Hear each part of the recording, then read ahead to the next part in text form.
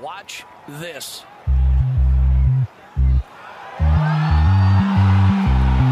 No way!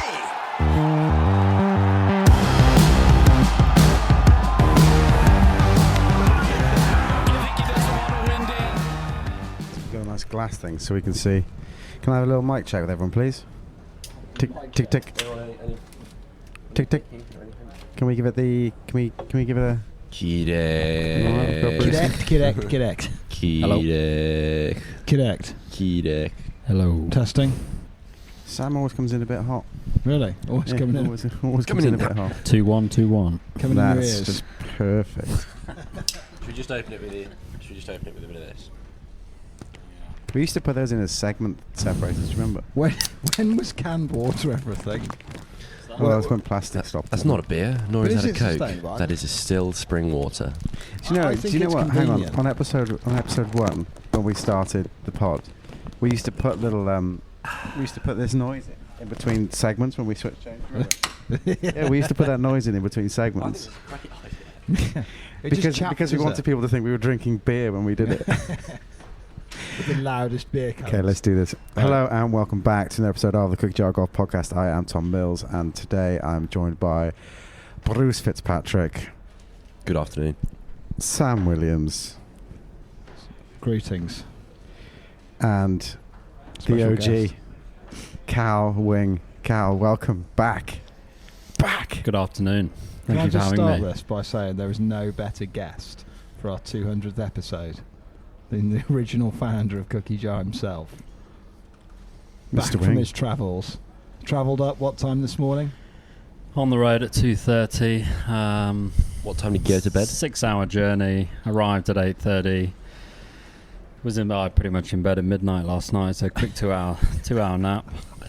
That's how much you learn amateur golf. That is the greatest display of That's commitment. actually worse than no sleep.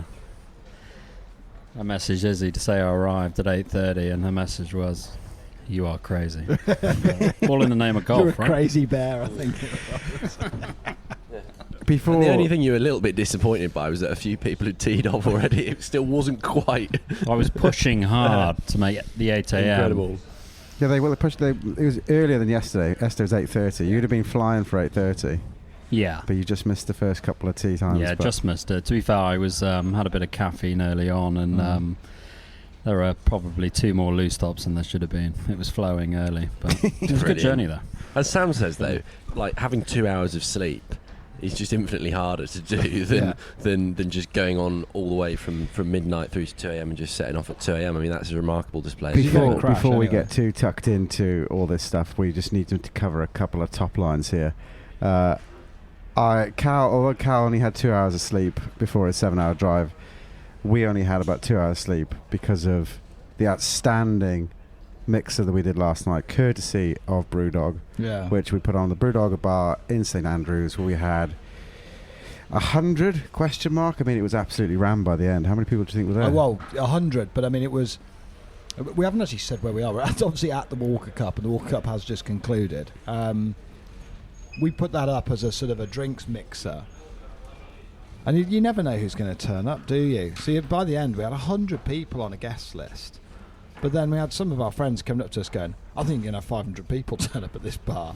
Like the number of people that said they were going to arrive. I think we ended up, at any given moment, it never breached 100, but it was a lot of people. So It was good. There's transients as well. There's all sorts of people. Yeah. All sorts of people. And it was great. What was Yeah. nice is some of the feedback that we got, that when people were leaving, with like people that had never been to stuff we'd done before, and we just said, they loved meeting new people and like-minded people, and huge thank you to Brewdog, because they helped us put it on, they supported us through it, and we got a little overexcited the night before on Hazy Jane. Yeah, we went for a practice run. So on Friday night, we thought we'd go and just have a quick tester. And once you do 6 of their Hazy Janes on an Christ. empty stomach, tell you what, it really does come at you. That does. I was a real swine behind the eyes the next morning. I was not feeling the best. Potent stuff, but then alcohol free last night, just to keep it going. So, yeah, massive thanks to Adam and the rest of the guys at Brewdog that helped make that happen. And we've got a mixer at Glen Eagles tomorrow. I mean, life doesn't get any better. I'm going to put it out there. This is probably the best weekend of live golf I've seen. Like comfortably. Every other golf event looks fairly average in comparison to the Walker Cup. I think it's fair to say. What did you think, Cal? You only had day 2. I mean, yeah, having only sort of jetted in for day 2, I thought it was absolutely exceptional out there. It was having been St Andrews for sort of the Dunhill Links, the Open, sort of several times. It was so different just to see sort of open ropes, stroll the fairways with the best amateurs in the world and some of the best amateurs in the world, and just a very, very good atmosphere. Everyone's in good spirits. Sadly, it was only sort of cries of USA later on in the day, but overall, what an awesome day. The sun was out. I think the sun made the big difference. Yeah, wind was up. Sunburnt people out there. Yeah, the sun was strong. The wind was up. The wind made it really interesting. I mean, obviously, coming into this morning, we had a reasonable lead, but the wind was out early on and got stronger in the afternoon, and obviously changed the tide. Yeah, I mean, I haven't been to a Walker Cup before. I think it's fair to say none of us here have. But from speaking to other people out there who've been to previous Walker Cups, they said the atmosphere here was particularly sort of electric. Obviously, it's the 100th anniversary of the first playing of the Walker Cup at St Andrews.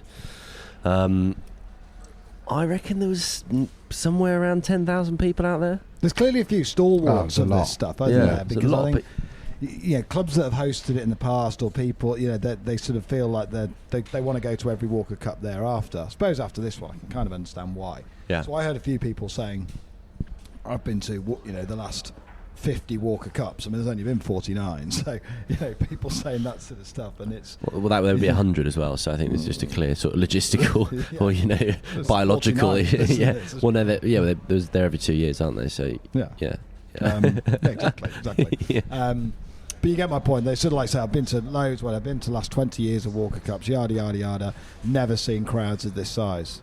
But as an event, just in general, it's got everything. I mean, I think there's so much to be said for being on the ground watching golf when you're watching groups where every match matters. Stroke play, that just doesn't happen, does it? You think about stroke play, you've got to pick a group, you're following stuff, and 99.9% of the time it is fairly inconsequential to the end result.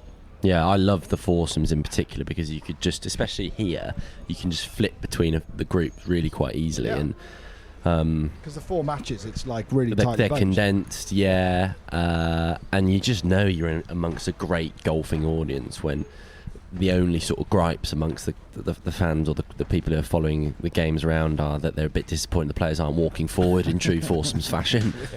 That's the sort of educated golfing audience that you're dealing with here at Walker Cups, which is amazing. Yeah, I think having attended the Open, the Women's this year, the Am in the past, the Walker Cup for me was easily the best fan experience that I've ever had. Like, without doubt, you can get really close to the players.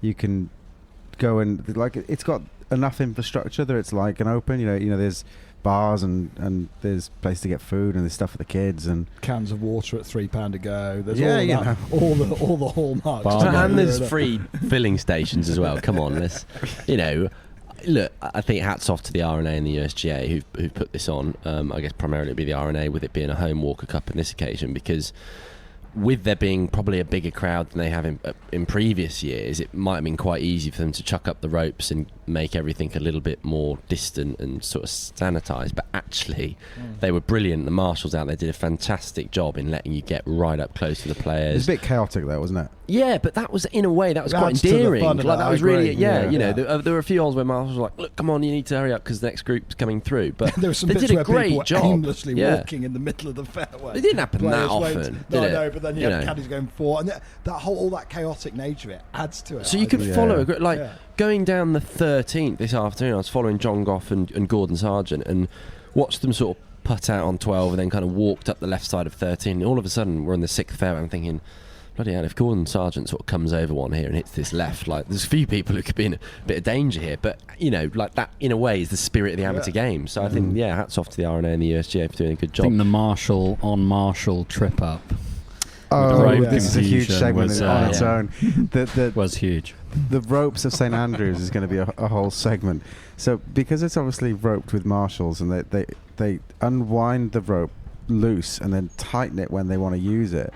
So every now and again when it gets tightened, it just yanks up in the air.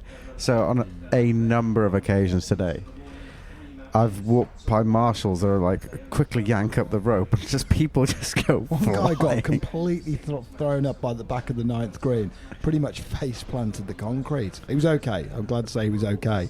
But it was just unbelievable. It was so but they're good. such a faff, the ropes, because they're constantly undoing them, pulling them up again and stuff. But you need them because everyone's like, still got to hustle a little bit to see the shots. Yeah, it's a bit of a scramble. Yeah. I saw some of that technique, but I also saw, because obviously they kind of go in pairs, and I also saw one where someone would have like the whole roll, and then when they realise they need to put it up, they'd sort of chuck it out like they were throwing out the anchor. The other person would catch it, and then they'd all of a sudden sort of, run a relay 30 yards away to just... So, yeah, there's a few different techniques out there. Yeah, it's probably not as rehearsed as maybe an Open Championship or a tour event, but it's I think that's part of the charm. It's just quite amusing seeing... and fair play, they've given up their time, and the marshals have given up their time, all volunteers, but it is quite amusing watching them sort of do a sort of play-by-play, and there's no rehearsal. It's sort of what happens will happen on the day. There's probably one more thing that sort of really adds to it for me. Now, I've played the old course, I would say 4 or 5 times or something like that. But then in the last 2 days, I've walked the old course another 4 times. And it really was good getting to get like a, up-close view of that golf course, walking different angles, looking at the way elite players are playing different shots and the different lines, even really subtle things like, I think it was the 3rd, I'm going to say, where we were with McLean's group. It was just like 5 yards difference in terms of line in, but it made a massive difference in terms of the shot values they had coming in. And seeing that for like 2 days straight is just sick. Yeah, it's just so good. And the pins as well. I mean, they tucked the pins in some amazing spots. Yeah. Particularly yesterday morning, the first foursome session. Like that pin on 12 stands out actually as being particularly spicy, where it's just tucked over the ridge on the right side, and I don't know whether there's... I guess that's the great thing about match play, isn't it? It's a leveler, and you don't have to worry too much about crazy pins, and they switched it up a few times between the sessions, so couldn't agree more. Sounds great to watch the teams plot their way around. And should we talk through the sessions? Yeah, I suppose give us the top line, Tom. What was the end result of... Because this has been covered on Sky, but just give us the top line result to start with. Well, because I think it's a real shame that we're not doing our 200th episode with a GB&I victory. Yes. So the USA won 14.5 to 11.5. We had a pretty healthy lead going into day 2. Day 1 worked quite well for us. We went 3-1 up in the morning session of the foursomes. I think we ended up 7.5, 4.5 after day 2. And then I think, do you know what? We woke up this morning, the 2 days were similar. They're both sunny, but the wind was up, and I think everyone felt like that was going to help GB&I, but it just didn't. Went the other way. Yeah. The USA guys played so well in that wind today, and it was really windy. The foursomes this morning was tight, wasn't it? Really, I mean, there was some particularly good play, particularly especially in the Sargent, Dunlap, Conor Graham, Callum Scott match. If I'm not mistaken. I mean, that was a pretty tense finish. I'm pretty sure Sargent and Dunlap birdied 18. They had a one-up lead going into 18 and then birdied it, as did Graham and Scott. So that's a pretty clinical way to finish that out. Yeah, I mean, not even forgetting sort of Ben James and Caleb Surratt against John Goff, Matthew McLean, 2-1 victory. It's pretty strong. I mean, you're looking at that on paper this morning and you're thinking John Goff, Matthew McLean, first out. Yeah. Strong pairing. Who did you follow this morning? So actually we followed the Nick Dunlap, Gordon Sargent group against Conor Graham and Callum Scott. Both, I mean, to be fair, also what a great pairing in Callum Scott and Conor Graham.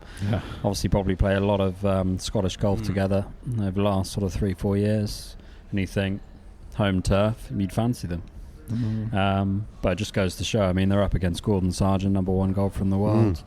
Nick Dunlap, fresh off a USAM win. Yeah. Coming in very hot. Well, Dunlap got absolutely dusted yesterday. I think he was an angry man coming into today. He was white today. as a sheet after getting walked in off the 13th. He had a point to prove. John Goff. He's played a lot of golf, hasn't he? I think there's, some, not unexpectedly, I think, he's probably a bit fatigued, having gone through the mental challenge of however many rounds he's played in the USAM. And granted, that was a few weeks ago now, but I think it takes a while to get over that sort of stuff.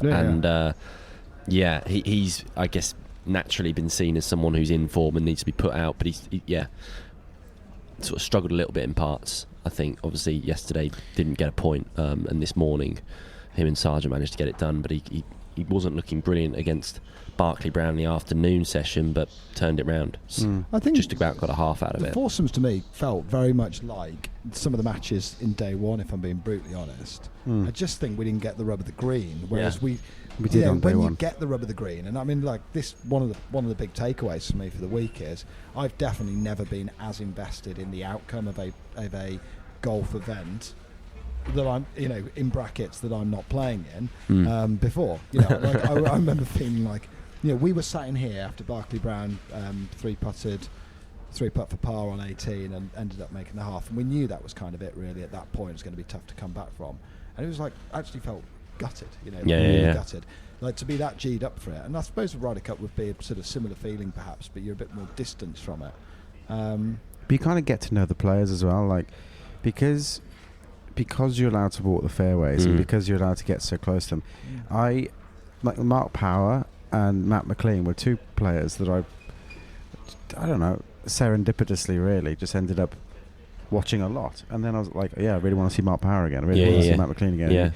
And you listen to their conversations with their caddies, and you were just like going through, and you kind of just suddenly become really invested in you it. just feel like invested in what they're they're guys. doing. And they're young guys, aren't they? They're my ride and dies. They're at their beginning of their careers, and you're just like, this is a hugely important event to them, and it almost sets the stage for what they're going to go on and do in a lot of that case in the professional game. So I guess there's a sense of vulnerability there, and you're just thinking, like, I really... Yeah, I mean, it's different with Matt McLean, because like for me, like, he's obviously at Mid-Am. Yeah. He's been on the pod, so I was like, I'd really like to see Matt McLean and watch him play golf for a bit. And I've actually got a little bit of like love for the Mid-Ams, because it's like, it's something we should probably talk about, like, rightly or wrongly. Is the Walker Cup becoming like a pre-pro exhibition? I think it's been like that for a while. It has been that, Yeah. But I mean, we're sat in the media right? centre now doing this podcast, not live, from the Walker Cup, and they've got really nice prints around all the different Walker Cups that have been played from the different years. And you go around and look, and it's like you can walk past, Lytham, DeChambeau. Like I'm gonna, there's one of Ricky Fowler, like County 05 Down or something like that. There's 07. It's always been for the really decades now. Like you say, it's sort of a. But I don't think there's anything wrong with that. I think for me, just to write off about that, I think that is why I really like the Haggerstad and I really like Matt McLean's, because Matt McLean's an optician. It's like he's got a job. He's going to. They're both stand out, part-time, almost part-time, full-time. Haggerstad works on Wall Street, amateurs. doesn't he? Yeah, he's obviously on the Financial financial district of some sort, but I mean, I think somebody mentioned the other day that Haggerstad is still playing sort of 40 competitive rounds. That's competitive rounds being sort of elite, whether that's elite USGA competitions, effectively US 40 USGA rounds a year. I mean, to be obviously that you've still got to maintain that standard while sort of doing your day job. So that's still serious talent. If you heard a noise in the background, we're actually recording this in the media centre, not live. And John, the European side of GB&I side, have just come off their press conference, and John Goff has just stepped off the stage. John Goff, I think, was one of the standouts. John Goff's incredible this week. Yeah. Like for our team, for GB&I thought he was exceptional, and not only exceptional in his playing, but just his attitude as a person. Yeah. He's 'Cause- what he's what I was say one of the most successful amateur golfers we've had, I think, for a generation. But the way he held himself, like when he came off that 18th green, having lost, he put a ball out of bounds in the singles this afternoon, down 17. He will have been absolutely gutted because I suspect, he'll probably, move into Taking the on professional Sargent ranks as well. now, taking on Gordon Sargent, and to just come up a hair short of winning. Came off the green, just held himself brilliantly, and then he just spent half an hour signing flags and balls for kids, and just like he would have been gutted. Like the other guys that are losing, they're in tears. Obviously it means a lot to them. And you just think, what a class act. Yeah. Like an absolute class act. And the way, the way he sort of acknowledged the crowd throughout these past couple of days, couldn't agree more with what you say there, Sam. Like just seems so wise beyond his years, and kind of like the talisman, really, for the GB&I side. I felt. I mean, I watched him and Sargent go toe to toe this afternoon for pretty much the whole back nine, and obviously a lot has been made about Gordon Sargent's ability as an amateur and particularly the speed that he has. And I watched them tee off 12, got right down the sort of gun view of both of them hitting driver there, and Gordon Sargent was like impressive. He's ripped this thing, sort of cut it slightly against the wind. But John Goff, like, watched him hit it as well, and I was like, there's actually not that much between them. Okay, like, Sargent's probably going to get an extra 20 or 30 yards, but John Goff, like, rips it as well. And Gordon Sargent's got 20 yards on Rory, so it's like there's not many people that are blowing it. And he just went toe to toe. Like, Gordon Sargent hit an absolutely all-world mid-iron or maybe long iron into the 14th, made an easy eagle there. Or sorry, he didn't make eagle, but easy birdie. Goff just hit it left and didn't quite get up and down. But then the 15th, John Goff's just like comes straight back at him, hit one into 3 feet, made birdie there and square the match. Yeah. Like, unbelievable stuff. Well, in the singles yesterday, I think, I could butcher this, but I'm pretty sure he went something like par, birdie, birdie, birdie, birdie. Well, we can pull it up now, actually. So if I go Saturday singles, where is he? I mean, whilst we're researching, I'll just say, I mean, even before that Gordon Sargent John Goff match this afternoon, I mean, I spent a bit of time following Stuart Hagestad and Conor Graham, which, I mean, this afternoon was probably a bit of a David and Goliath match, really. I mean, you got Stuart Hagestad probably standing at 6'5", something like that, versus Conor Graham, who's probably 5'5", 5'6", obviously the youngest player. I mean, quite me, but I'm pretty sure youngest player in GB&I history at 16 years old. And he held his own teeing off with Gordon Sargent. He absolutely held his own. Yeah. He's obviously sadly lost 3 and 2.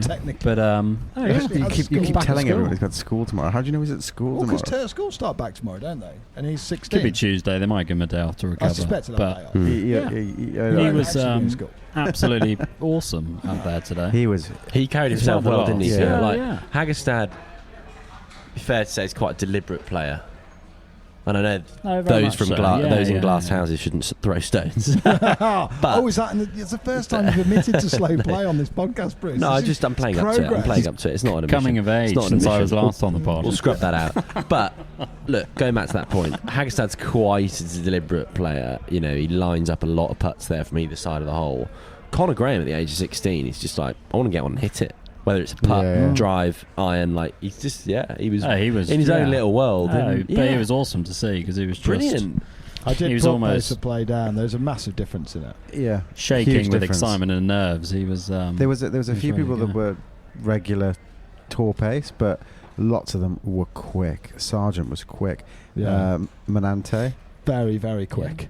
Like, literally, he doesn't wait for the ball to land from his opponent before he's pulling the trigger. Quite a cool dude as well, actually. Well, I think some of this morning's matches were sort of 2.5 hours, right? So. No, this morning's was disaster. Yeah, because there was a bad group up front.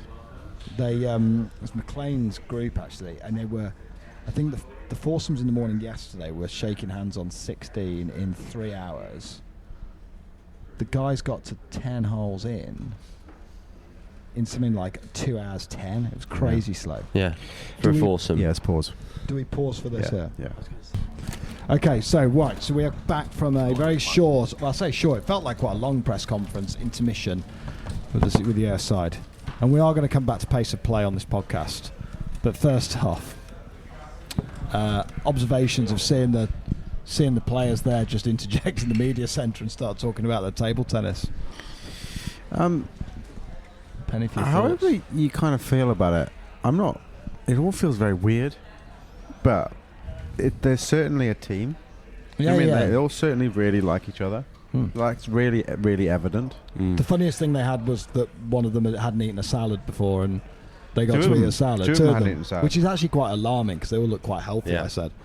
I think if they'd have lost, there could have been some serious searching questions asked about their nutritional habits. Yeah. Really. Yeah. But they seem like a good team, don't they? Like, Yeah, they're all, they're just playful and kind of, I don't know, there's that innocence there where, dare I say it, we've got the Ryder Cup in a month or so's time, haven't we, end of this month? And it's just a bit more sanitised and serious, isn't it? Whereas there's still that kind of innocent, kind of fun, I mean, amateur spirit And they're about so the Walker young, Cup. they are it's only actually been really like young. an hour since like the end of play now, and they all look battered. yeah. They all look they're so giddy on life. They all look Yeah. absolutely. And they're absolutely hammering cans of water back. I mean, they're putting water back at like. I was quite. I mean, I guess US drinking age 21. How many guys were 21 and over there? Obviously, Hagerstown's leading the in charge. the US now, baby. Where were they Probably going to be over in St 30, Andrews? Do you True. think? this Very wa- true. Where are they going to They're be? on foreign soil. Do you think we could introduce them to Kimmel? 18. Could we introduce them to Kimmel? Do we think? They're Could probably do. It'd be a bit weird us walking across the town of St Andrews with a bottle of Kimmel with, sorry guys. No, Congratulations. I just meant sort of St Andrews, the Brits generally. I think we they're could gonna try and have get them an on it. introduction to Do that you think sort it'll of. be the Dunny? Is that where they'll go? They've definitely got Yeah. Dunvegan. Do you think the Dunvegan would be a natural place to start? I think that's where Do you we'll reckon go. Probably they're end flying up back at- tonight, tomorrow? Tomorrow. They'd probably Tomorrow? go to Brewdog if they wanted a good night. Exactly. I mean, they're going like Well, One the five big seven South contingent- Street would be the best place. It's a to big contingent of that. So if you go back and watch the highlights, there was a very anti-Walker Cup kind of supporting thing going on, which was USA. Yeah. They kept on sort of kicking off, and we'd spoken to a few people that did a few Ryder Cups, and they said, that's not typical for a Walker Cup. Sorry, they've done a few Walker Cups, Yeah. and they said that's really not typical for a Walker Cup. But they were actually in the Brewdog with us last night, so Yeah. they were singing Star Spangled Banner Yeah. at They like were- 2 in the morning. They left before our event commenced. We should just absolutely underline that No, now. they were there. They were there. I'm Well, assuming yeah, they yeah. picked up one of the flyers, sort of stapled to the lamppost or whatever. Exactly. on the high street, which- Promising free drinks. No. Just bring this back on track then. So we were having a conversation about pace of play. I felt there was a massive difference in pace of play across the field. Whoever was out as a front runner, you could tell whether they were quick or not. But I thought today it was really slow. I thought foursomes was Did you think there was crazy slow. a general trend for the US team versus the GB&I side, or do you think within the sides there was quite a bit of I variation? definitely wouldn't say the GB&I side were any quicker than the Americans, but I wouldn't have said I thought any side was particularly quick. Or They were I just- thought they were Gordon just- Sargent and Goff were both quite quick. yeah, Quick, exactly. Gordon Sargent was quick. Goff was quick. There McLean was was a- slower. McLean's a more deliberate player. Yeah. I think that was I noticeable. thought Conor Graham was very fast, but Stuart Hagstad was really slow. Conor Yeah. Graham's rapid, isn't And he? there's a Yeah. massive thing about how it gets you out of their flow. Like some of the pace of play is a massive factor for some of these guys, isn't it? Like if people are having to play much slower than they like to, it's going to have an impact. So Yeah. What was I some think of they the were trying to game it a bit as well. Like Jeff Shackford, who's here, well, he's up on the front row over there. He wrote in his quad yesterday that he thought that when the GB&I started to try and game it and slow it down a bit, I didn't feel that. whether the Yeah. US tried to slow it down No, or that we GB&I? did. We tried- really? We tried Yeah. to slow down and try and game it a bit. I'm not convinced that we No. deliberately did that. There was an issue yesterday in the foursomes where in the Sergeant, who was Sergeant playing with the foursomes yesterday? In the Sergeant group yesterday, and then Mark Power sort of hooked one into the gorse on 12, and then they couldn't find it, and then we had to go back to the tee, and we ended up playing about 6 shots before they'd even played their tee shot, and it was like that whole fiasco took like 20 minutes. yeah, It because was- he was with Menante, who's also a really, really that's good right, player. Menante, yeah. And it was like, oh, we need to just I don't know.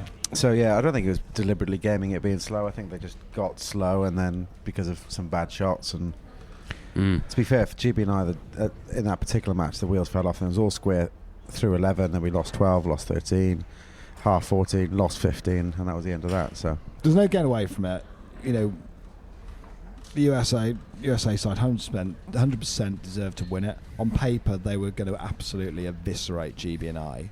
They didn't, the guys played well. They'd left nothing in the bag. Like they went full out to go and get it, and they came up short. I mean, very disappointing performance. Point performance today, isn't it? Really, 4 points from 14. I think we said. Question for you guys: is St Andrews an equaliser of a golf course? Does it remove some of the difference in the? If you put those two teams on paper, one is significantly stronger than the other.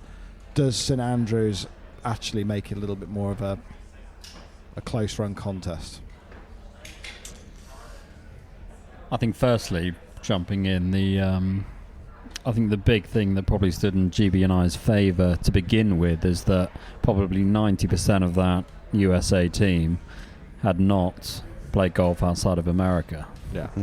And let alone links golf. Which basically means Haggerstad played golf outside of America. You got a lot of guys there that have played in the wind or whatever, but it's still totally different to sort of links golf, let alone in Scotland and everything else. Fair. I mean, we were actually talking on the course. We actually questioned their warm-up in sort of the practice days. I think they started at Dunbarney, did they? And Kings Barnes. Kings Barnes. They're not equivalent. Doesn't really replicate the old course, does it? I know they eventually grew into the old course, but perhaps a part of that was down to the old course being a public course, and Go to Ely. so they weren't going to shut it down just for 4 straight practice days. Go to Ely. That's your response to everything. I think going. I think go my mum's to not Ely. very well. Go to Ely. Well, I think Run out of milk. I'm Go just to going to Ely. jump in here. I do think go to Ely is sage advice, Yeah. like universally For anyone wherever they for are, anything. at I any think stage in their go life. to Ely. Like Ely, you don't North even have Berwick. to play golf. If you're just feeling down in the dumps, just go to the town of Ely. It's going to cheer you up. Yeah, go walk on if the you're beach. trying to prep for a Walker Cup and you've never played links golf, go to Ely. It also stacks up. You tell me one thing where going to Ely won't improve the situation, and I'll listen. Yeah. Well, we I've got digress. you. We To be digress. honest, if I go to Ely and don't get home to my wife, I've got a feeling I'm not going to have a marriage. So I'm not going to go to Ely right now. To circle back to your question, though, is St Andrews a leveller? I think the format, more than anything, is the leveller. Foursomes and just match play generally, Yeah. I think is just a big leveller. I mean, you look at the aggregate ranking of those teams, or the average ranking of those teams. There was a lot made about it going into this Walker Cup. I think there's 8 of the US Walker Cup team are within the top 10 on the World Amateur Golf ranking. Yeah, the I might be average wrong, WAGA but ranking it's was like bonkers. 10. Yeah, Nonsense. and GB&I haven't got a single player in the top 10. I think the highest ranked is John Goff, and then there's a bit of a distance after him. Connor Graham's 250 or something. Yeah. Is that right? Yeah, but I just Yeah. think when you get into that top level of amateur golf, everything actually gets quite bunched. We've talked about it before that the NCAA system is clearly where a lot of the points sit, so there's a bit of a bias there. But yeah, match play, foursomes, the old course, you throw that in, and actually it shows that there wasn't really that much between the sides. But I think even leading into it in the US Amateur, I think it was only Matthew McLean and John Goff who made the cut into the match play Yeah, Made it through. from GB&I. true. What was quite interesting, we were just listening to this press conference from the US team, and they talked about why they picked the players for the foursomes this morning. And Haggerstad sat himself out saying, "I'm not a good foursomes player." Now, I was going to come on to this. I mean, Yeah, how much foursomes golf do USA play? I don't think they play foursomes in the college system. Very rarely. but also like it's 50% of the Walker Cup. Well, it's not 50% of the Yeah, points, yeah, but it's yeah. 50% of the sessions. But certainly GB&I play a lot of foursomes golf because they play through. And he seems like the Home most international, clubbable- Jack international, Nicklaus, yeah, that kind yeah, of thing. yeah. I just think it's Exactly, not yeah. a big format over there. But yeah, he's like a country club kid, isn't he? Like Hagstad is like Mr. Clubbable on Yeah. the side. Yeah. When So we- you'd expect him to be the sort of the archetypal lunch foursomes type golfer. But they don't do any of that in They the don't US do that. anyway. So Yeah, but you expect him to have been on the road or whatever, and Yeah. certainly more than maybe some of the young bucks. we got a bit of intel there on Hagstad because obviously, I think we look at him as a bit of an icon in that he's early 30s. He's playing in his 4th Walker Cup, and he's supposedly a career man in quotation marks. Dashingly in that- handsome. in that he's tall. We could go on. And we got a bit of intel that someone had said, like, how do you make this work then? So, you work in New York, don't you? Like, how are you keeping that job going, working for a bank and being a Walker Cup team member? And he said something along the lines of, well, I kind of finish work at 6, go to the gym, and then go back and just have a bit of dinner and hit balls on my simulator to 11:30. Hit a few putts as well, and I can't really pitch, but that seems to keep my game in good order until the weekend. Which, I don't know if anyone can confirm. I guess he would be the best person to speak to.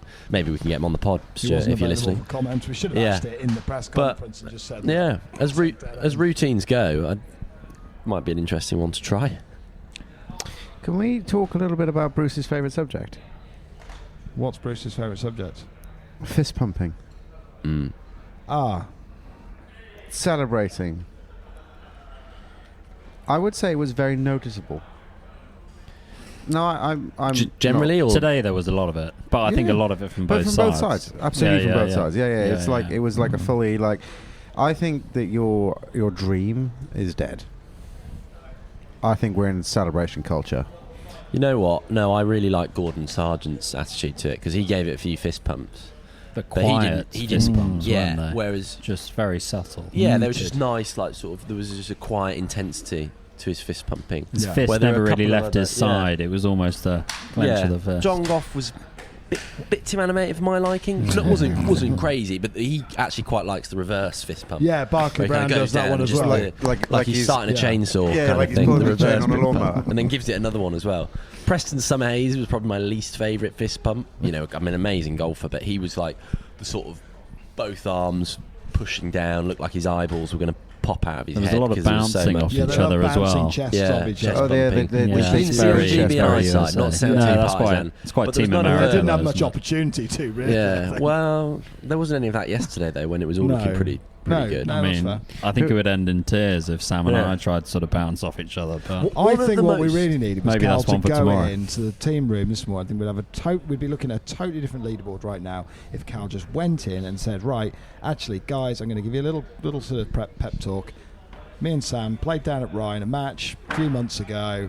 We were half a point to 2.5 points down at lunch, and this is what happened. And I just think... Are you talking about your own golf again? I managed to squeeze it in, didn't I? It's our 200th episode, and if I didn't squeeze in my own golf into this podcast... I was alongside. Why I was partnering Sam. I can confirm. What the hell is it all for? As a witness, we digress. Tree. Is there any other parting gifts on the competitive side of the World Cup, gentlemen? It was great to see some friends of the podcast strolling the fairways over the last couple of days. A lot. Darren Garahy being one of them. We've talked about his concept strike of the day on the podcast previously. It was something that I think was mooted going into this. Do we have a particular strike of the day that stood out? Or strike of the last 2 days? Yes. Cal, talk us through it. Well, for me personally, with the 6-hour drive in the early hours this morning, thinking what did I want to get out of the first probably hour, and that was to find Gordon Sargent ASAP and watch him unleash one of these drives. Obviously, he's got the fastest ball speed, I think, on any tour in golf at the moment. And having seen it 2 or 3 times today, it did not disappoint. It was just an absolute crunch. It was, I don't know if you can describe it as a Venus flytrap, whatever it is. That thing is getting launched, and it was. I videoed one of it. I showed a few of the guys earlier. Managed to press pause at impact, just before impact, and the angles is. I mean, it's unbelievable. Yeah, the torsion in that. I mean, I hope his back's going to be okay in future years, but it's because he's not a big guy. It's incredible, and that thing does. It does not come down. It is just. That's like 10 stone ringing wet, and they just absolutely like the. No, it's just scary. One in a million. So you're going there. That's your strike of the day. That's me done. Any Gordon Sargent drive that you witnessed? Just Gordon Sargent, full stop. Okay, Mills? I'm gonna. Well, I'm gonna go. It's not. It's gonna have to come under the category of strike of the day, but it wasn't really a strike. Barkley Brown today on 12 hits driver into the gorse. He's playing against Nick Dunlap, US amateur winner. Dunlap just pipes down the middle. But 12's a short hole. We all know that's like 340 or something like that. So Dunlap's looking at like 60 yards in. Barkley Brown takes a drop and then has the most impossible like 50-yard chip that has to land on an upslope to the left of the pin because the upslope's like facing away from him and it's going to bounce to the right, and he basically like chips it from like 60 yards into the slope, one stop, like check in about 4 feet. It was absolutely insane. Just nips Yeah. it perfectly. And then boxed it for par. It was absurd, that chip shot. Just clipped That it pit perfectly. shot. I'm going to go a little bit rogue on strike of the day here. Strike of the day is just like I think it can be a putt. No, yeah. Like I think Of it course can it be a can be. putt. And yesterday on the 15th, John Goff, the cardinal sin it turns out on 15 has been short in that front tongue of the green, isn't it? Where they buried the pin was just over the sort of mounding on the front left of the green. So this pin, basically, Matt McLean had to putt right up some enormous undulation and let it roll and feed right back down. We stood there for 10 minutes watching him sort of like prowl around this putt, thinking there's just no way. Like, get on and do it. You're going to blow it you're going to blow it at least 6 or 7 feet past the hole. I mean, it's just unbelievable stuff, that. Flushed the hell out of the putt. Matt McLean or John Goff? Matt McLean up the hill, and it just tickled back down to about 6 inches away. It was a majestic bit of pace control, and he struck it beautifully. Bruce? Yeah, there's a couple that stick out in my mind. One of which is a putt, which a putt that I really didn't want to see go in, but nevertheless I have to give it to the guy, Hagestad, on the 11th. Yes, I also That was witnessed absurd, this. wasn't it? I mean, that thing had feet of break on it, didn't it? And he took an age for that ball to get down to the hole. Conor Graham actually hit a better shot in that was pin high, and Hagestad poured that thing in from 30 I think odd from feet. memory, he was actually He was above it to the right. Yeah, he was wasn't above to the right. He was almost putting back towards the water behind the green, and it's almost done a bit of a U shape. Yeah. Unbelievable and read. dropped in. Yeah. So that one, or Gordon Sargent's mid-iron into the 14th against John Goff. Really? Just hit this thing into the ionosphere, let it go on the wind, and somehow managed to pitch it on the green and keep it on the green, and left himself 16 feet for eagle. They were which so is- good with some of those iron shots, the ability to, like you say, hit, hold up shots using Yeah. the wind, was incredible. Even Conor Graham, just like watched him really thinking about whether it was wedge or 9-iron into 15 again today, and was coming in off the right and had the wedge in his hand. I didn't think wedge was enough, to be honest with you, but that's not my opinion. But he just said no, it's a hold up 9, and he just delivered it. Just delivered a hold up 9 that fell on the way. It's so impressive watching. Yeah. Someone of that age with that level of maturity with the game is just like wow, stunning. I would inspiring. like to add, this is some parting gifts, that the links golf we've had this year in the Open, and obviously the Walker Cup, has been like the revenge of the bunker, and I'm a really big fan of it. Yeah, they flat raked him again, didn't they? Here, Yeah, and it but bloody worked. they're hazards. Yeah. They're proper hazards. Like here, we watched Dunlap have to come out of bunkers sideways twice today, and it's like that's what they're there for. Yeah. Just avoid them. Like It works well on the flat raking thing in a match play scenario. If you were going out and playing the course for fun and playing a stable third with your buddies or something like that, it has the potential to ruin that round and could be absolute abject misery. But it works so well in elite tournament because it really sort of magnifies the hazard, right? It just makes it a significantly greater issue. Yeah. a couple of final thoughts. Can we all have a moment for Sam Williams doing his best impression of Stuart Sink? Have I? He's got the hat tan. Have I got the hat tan? You're getting shades of the hat Turn to tan. the side. That much time you've been Not spending put out on the golf enough. course. I've not put what's I've not put enough. I've not put any sun cream I'll give on. you that. It's not that bad, really. It's that sneaky wind though, isn't it? It's like it's enough wind so that you don't feel completely red hot from the sun. I mean, I don't. And I it- feel like I'm. Yeah, You you're burnt. flush. You- I'm you've flush. gone. Yeah. I had that yesterday, and I was just defiant for the morning foursomes. I was just like, I know it's hot, but if I just will it hard enough, I'm not going to get sunburned. Yeah, and exactly. obviously that You didn't never get work, did it? sunburned if you really want it. Yeah. So I lathered up today with plenty. Still may not have worked, but I think for me, I never thought I'd feel like this, but I've come away from this place going, if I speak candidly, I've come across from this year feeling like I'm not going to be like over the moon to go to an Open again. I know I'm tired, but like I'm not going to be over the moon to do these big tournaments again because they're long and they're hard, they're difficult. It's difficult to see, but I know that like I really, really, really want to go to the next Walker Cup. You'd Yeah. like to go to Cyprus Point in 2020. Well, I don't care where it was, really. No, I agree with you. But I that would like to go will to also- Cyprus Point as well. Yeah. Having like- driven around Cyprus Point, it's a pretty special place. You'd be. It's meant to be quite a good golf course, from what I hear. Yeah. Around that 17-mile drive, it's But it'll be much smaller Really on the cool. numbers because I think again you'll have logistical challenges, and I think so much of this is in the host clubs and how they facilitate it and what they set up. It will clearly be a great spectacle on TV. Whether it will be the 15,000 people that I think they ticketed through the gates this weekend, I don't know. But Is that I what agree. it was? Yeah, I think 15,000? so. I agree with you. Yeah, well, it'd be interesting to see if it's, I guess, spectator-wise, if they do a little bit of a LACC and majority of the tickets go to the members, and Yeah. I mean, it might be a little bit limited, but well, one thing I feel very strongly about is that I'm staggered the Walker Cup has not been to St Andrews since 1975, I think it's and I think Blackwell they then. definitely need to bring this back here, sooner than 48 years, because it's just a venue brilliant event. And on the It's a point of great that- venue for it. It's the best match play course. £25 a ticket, you can't Yeah. argue for that, for watching Yeah. that level of golf And out there this at the is- old yeah. course. And this is what it ultimately is about. Obviously, Yeah, it's the yeah, amateur yeah. game. It's top level elite golf, but it's just inspiring to be able to get out and watch the golf up close, and just chat with people, chat with friends who you bump into on the fairways. Is Yeah. it the highest level of logo bingo you've seen?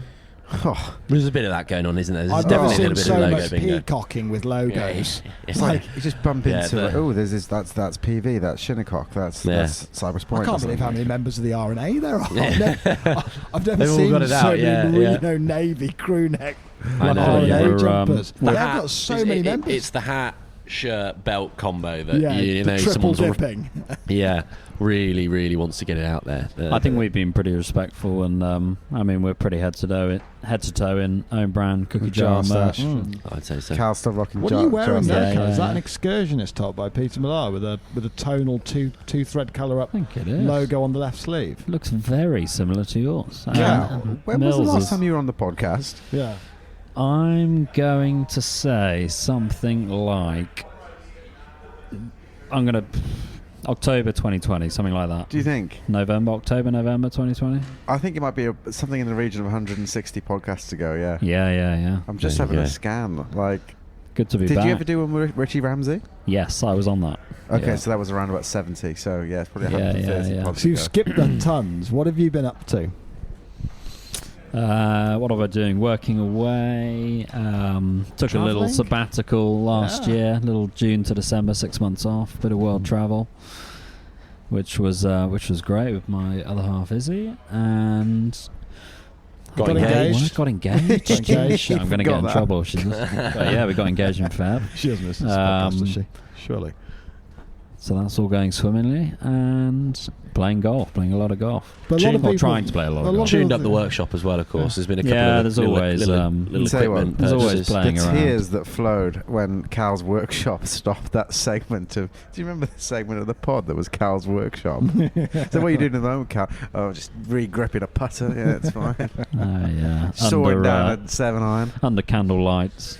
The white spirit in full flow. Yeah. But a lot of people have been saying, "Where's Cal on the podcast?" And Cal's essentially the job title is head of security at our events. No, he's also head of tech. He's always been head of tech, I was temporary head of Blow tech. on it. Yeah. which involved blowing on the USB Just plug. a in nice the little early tap. days. There we go. But it's great to get you back on, and hopefully we can get you on a little bit more. Absolutely. 200 yeah. episodes. I think we're slightly deflated with the result, and also a bit bloody knackered. If I'm being brutally honest, like walking. I've got a 6.5 drive ahead of me now. Yeah. Crazy. I literally don't know how you do that. I don't know. But either. Yeah. you know, like 200 episodes. Big thank you to the listeners for seeing people who. I've kind of stopped making that joke now when we met people out there saying, "Oh no, I really enjoy the podcast." I go, "Oh, you're the listener." Yeah. But it's like there's clearly loads of people that seem to enjoy it, and without that, I wouldn't get to 200, or No. without a lot of hard work and dedication as well. I also So- think it's very humbling because we met some people this week that we probably shouldn't ever have the right to meet, and they said, "Oh yeah, we've listened to your pod," and it's like, Yeah. holy I actually said to one of them, I said, That's quite worrying, actually. Seeing he was actually listening to this. I'm not going to put name really who need it to tighten was. up the content now. When he said it, I was like, all I could see was just the flashing of things before my eyes. Yeah. Us talking about transitions. service stations, transitions, Revealed. Bacon sandwiches. But yeah, hopefully we can get more into the obscure and opaque subjects like that again with the next 200 podcasts. Gentlemen, any other parting words? I think Cal should give the sign off. Can you say goodbye in Spanish? I was please, hoping Cal? you were going to say that. Gentlemen, it's been a pleasure. Congratulations on the 200th podcast. Pleasure to be back. Hopefully again soon. Thank you for listening, and adios. Watch this.